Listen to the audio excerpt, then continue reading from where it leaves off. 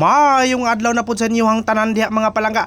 Ohehe, halisod. Karon mga palangga kay lami man kayo ta ay este ang kabuntagon di ay magsimisabod-sabod usa ta diri aning mga isiki ni Angkol lagi. No kay busy man pud si Angkol diag panilhig. Unya kita simiwa man tay trabaho. Agag mayon lang kay nato na og sabod mga palangga kay basin niya mutubo ning maayo ning mga isda unya mong lapas sa balay na.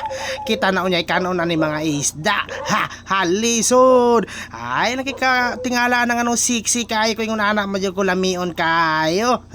Halisod. Pag human na to diri sabod-sabod mga palagaan, hinapunta diri sa to ang mga hugason kay ang iro ra may nang hugasan ni gabi nya wa man niya gihuman.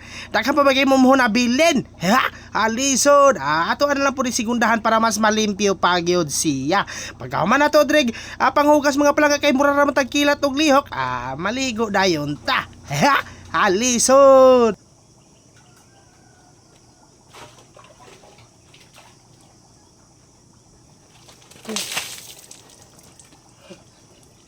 Dili lang kay nato taso na nga to ang video kay basig na ana po'y maganahan rin sa tuwang kalami. Basig mo ingon na po rin lami ang magpatubig-tubig. Oy, halisod!